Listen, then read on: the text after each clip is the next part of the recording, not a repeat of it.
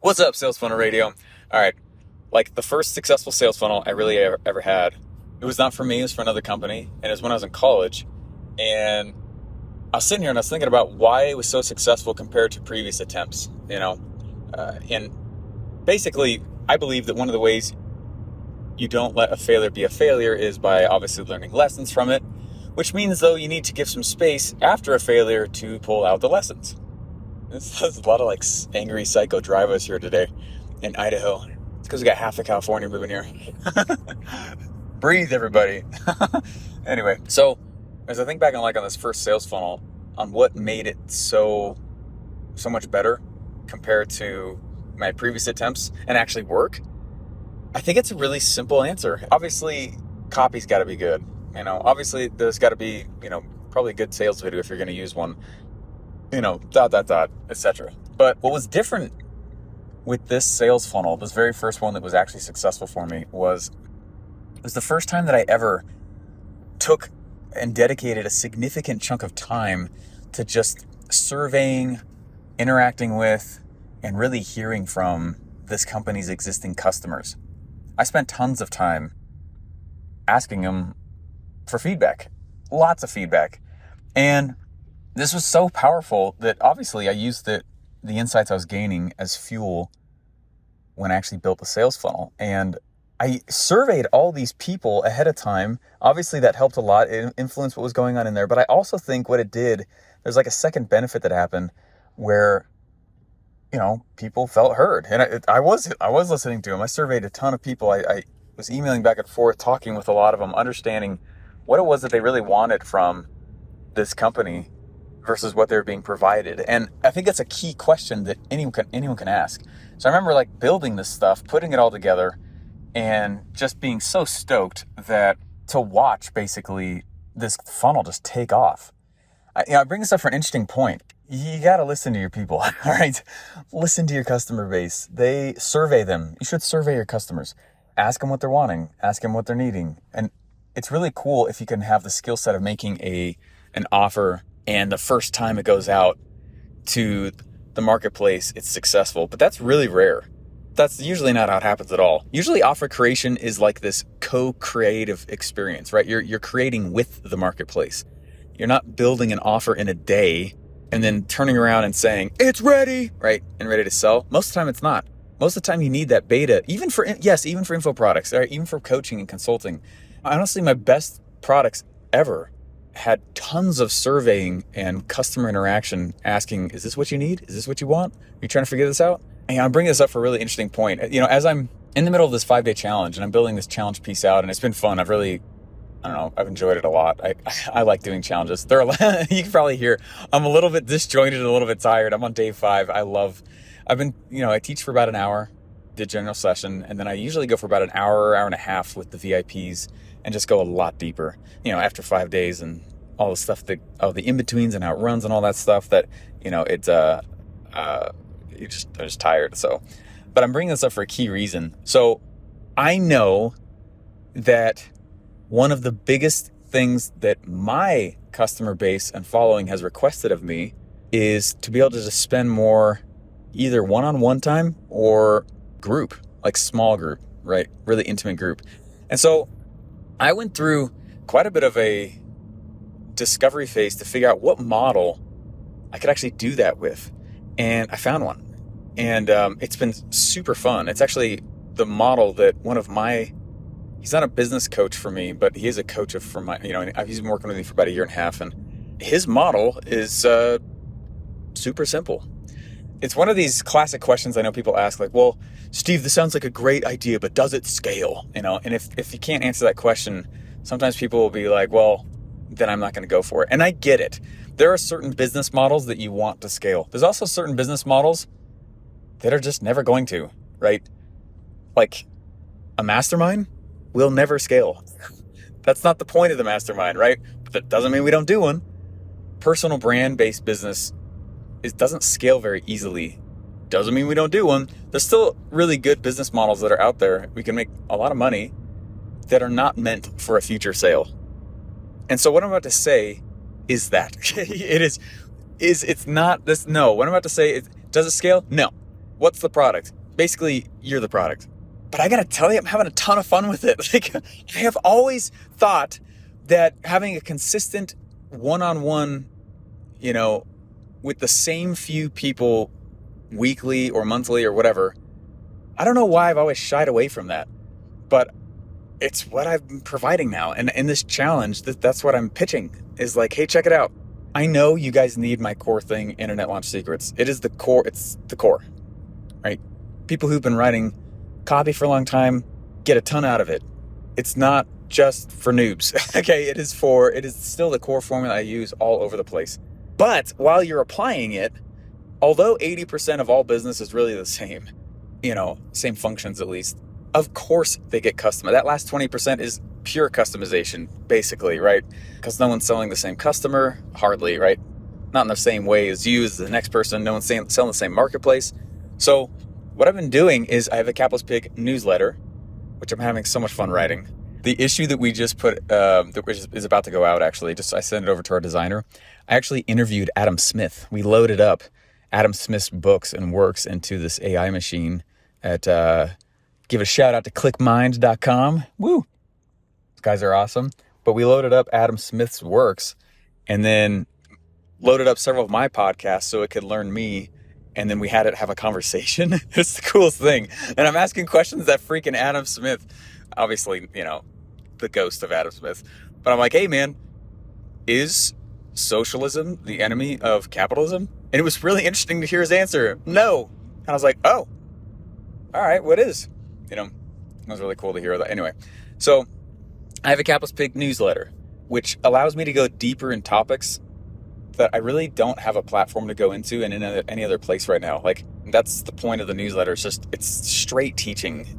If you like how I teach, I really like to write. I'm not going to, I'll toot my horn here. I'm doing a good job at it though. I think it's a really fun newsletter. It's a really good newsletter.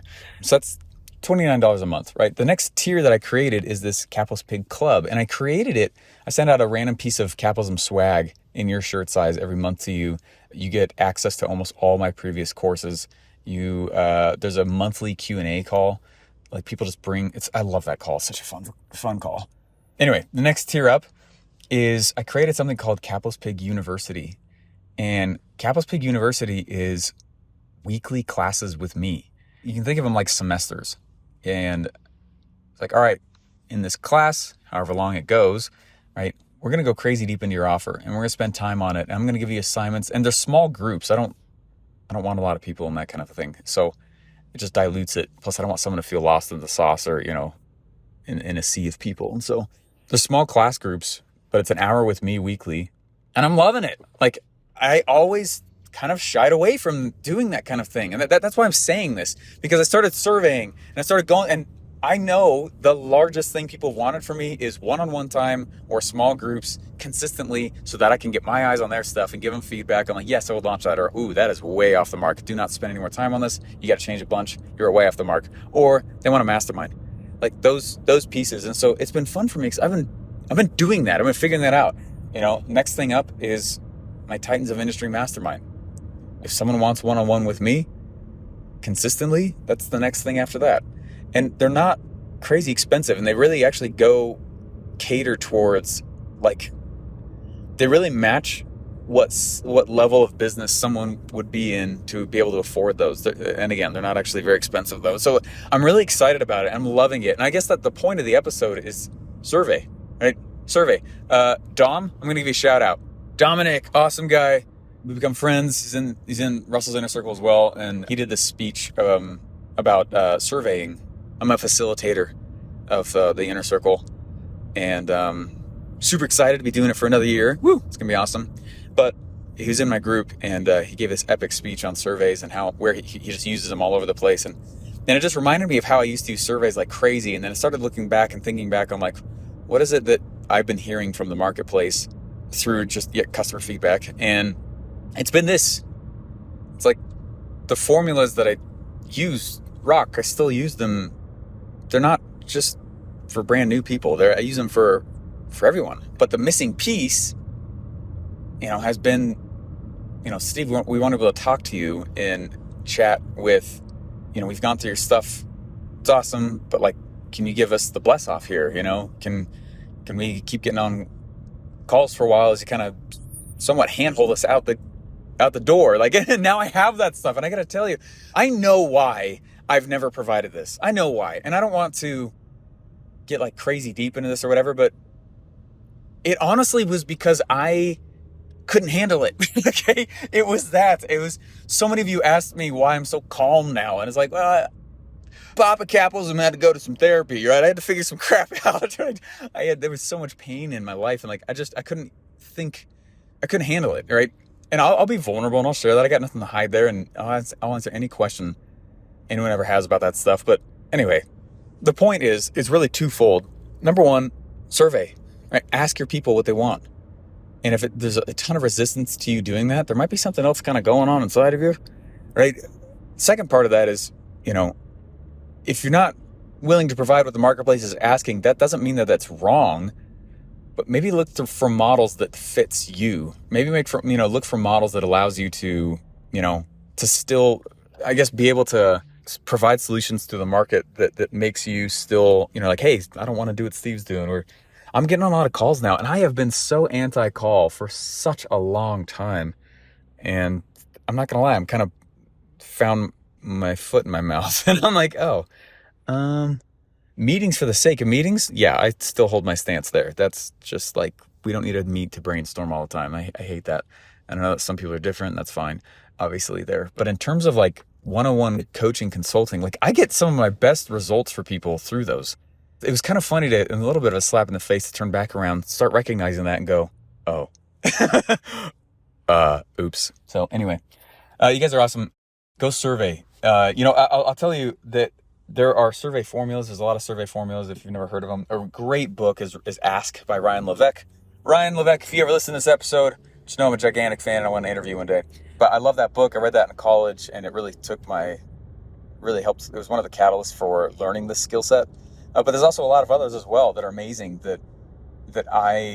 one of the first times I ever say I would harvested a formula, right? Or I don't know if framework is the right word for it, but I was probably like 3 months into working at ClickFunnels the first time, right? And I was going through all these different, there was a sales letter, a site called Fuzzy Yellow Balls, and it was a quiz for this tennis ball thing.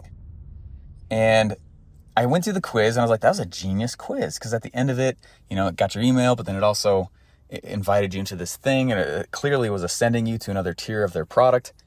And then I was like, okay, what kind of question are they asking here, right? And I went backwards. And then I started looking through other people's surveys and quizzes and stuff like that. And the next one, there was totally a formula, right? And I was like, oh my gosh. And it matched the formula from before. And I started noticing that like the highest converting quizzes were saying the same types of things. They were always like 6 or 7 questions. And I went through and I was like, okay, first it's a question about this, then it's a question about this, then it's a question about this. And we started using that formula for other places in funnels. All right. But the quizzes and surveys are definitely different. But my point is that there's a formula for good surveys, right? If you're going to go ask for customer feedback, if you're going to go get the most, juice for the squeeze, if you will, if you're going to do it in a way where it's not annoying, there's formulas and proven things for that as well. Just go figure out what that is. Listen to the marketplace and but just listen to the market. If you're interested in some form of a class with me, like I'm going to do a class soon on hook writing or mastermind. I don't want to do a mastermind in the traditional sense. It's very different. I'm very proud of it. I've spent years trying to, a mastermind for me has been one of the most requested things since I've been in business. And I've never done it because I didn't want to do it in the traditional sense. I wanted to be just different. Maybe that was a stumbling block and I should have gotten over it. But the reality is, like, I figured it out and it's super cool. And anyway, if you're interested in the classes, or you want to be in the Capitalist Big Club or whatever, go to stevejlarsen.com. And then there's a form at the bottom that says, what do you, something you want from Steve? And just be like, hey, let me the club. Or, hey, I want weekly classes with you. Let me the university. Or, I'm interested in the mastermind. But anyway, you guys are great. I'm going to jump into day 5 of this challenge here and keep listening to that market. On that note, if there's piece of feedback you want to give me, please give it. Bad feedback is still good feedback. You know what I mean? Like anything. Anyway, you guys are great. And see you in the next episode. Bye.